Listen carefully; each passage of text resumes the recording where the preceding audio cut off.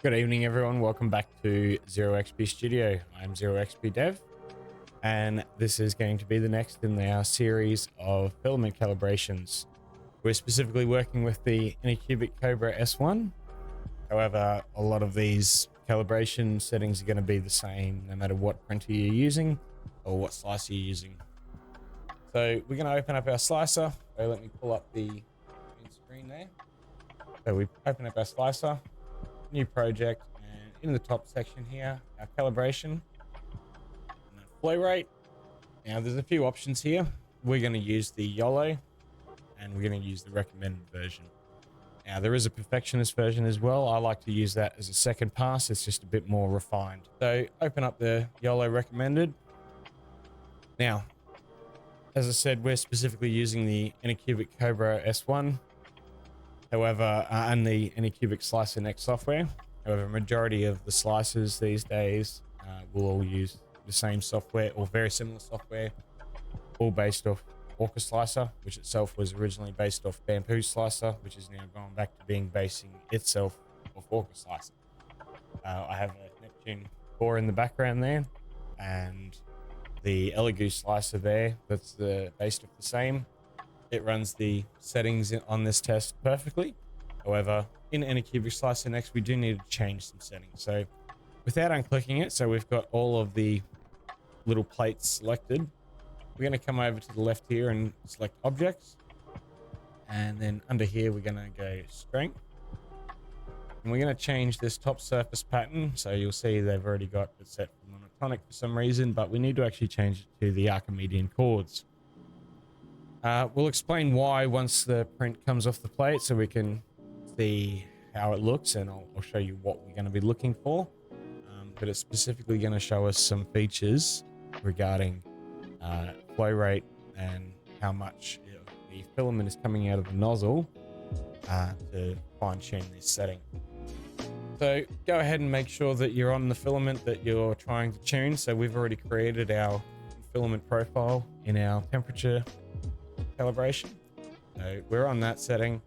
We're going to slice that plate away, and you'll see here, so when we zoom in, you'll see that the Archimedean chords has got this spiral pattern that goes out, and what we're going to be looking for is where that goes from this smooth spiral pattern to singular lines, and there's going to be a transition point that you'll clearly be able to see, and we want to remove that transition point, but also not create gaps between these print lines as well.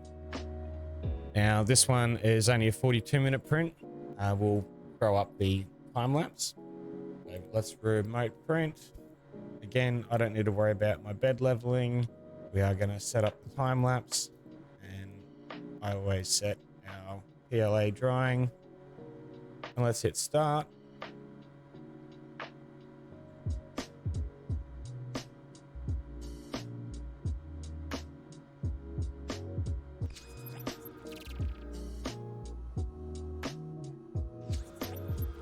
All right, and that one's done.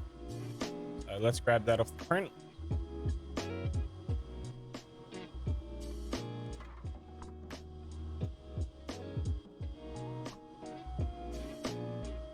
Switch over to our close-up camera.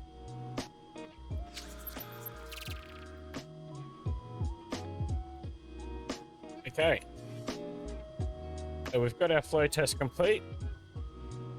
And this is what we're looking at. So we've got a bunch of chips, and they range from a higher flow rate, and they go around going down to a lower flow rate.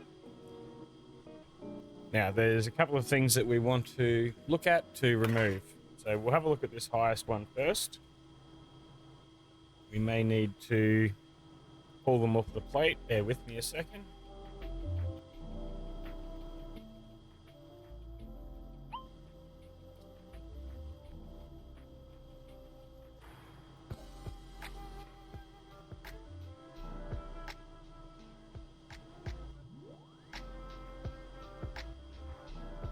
Okay, so you can see it at the angle. So where we change from the transition. Now we're not looking at the color. That's just because it's a dual color silk. But where we've got the transition from it going from the spiral to the single lines, and you can see, and even the tweezers here, they're catching on it. So we've got this physical bump, and you can see even more, a couple more over on this side here. So that's the worst case scenario in one direction. So this is where it's too much filament. Now if we go the other direction, if we go to the minus 0.05, we may see, maybe a little harder to get in.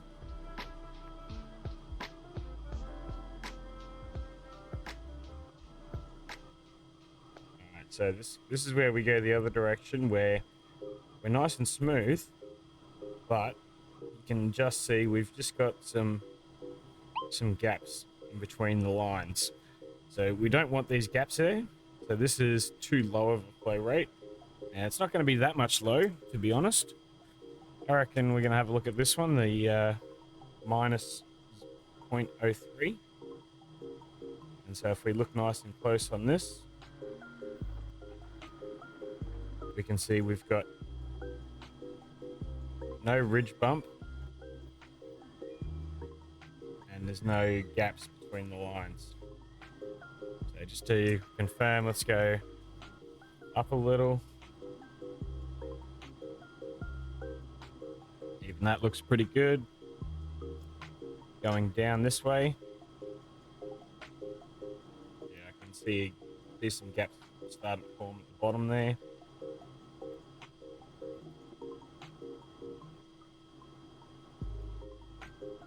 Sometimes even if you're smooth at the edge of the spiral, you might still get a little bit of a dollop point.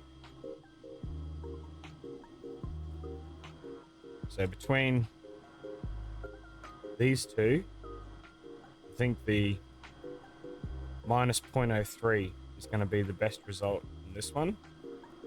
We've got a minimal dollop point, we've got nice and smooth, and there's no gaps between the lines. So let's go back over to our main screen and let's throw that into our settings. So back on the prepare tab, and we open up edit our filament again, and we're going to scroll down just a little bit to our flow ratio. So we've chosen our minus 0.03. And we're literally just going to adjust that to this number. So we want a minus 0.03. So we're going to change this to 0.92.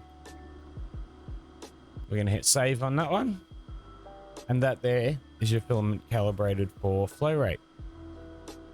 So join us in the next video when we run on our pressure advanced. So pressure advanced is very similar to flow rate, but it's about the flow rate when the print head is speeding up, slowing down as it's going around corners, bends, etc. Now, for those on stream, we're going to come back very shortly.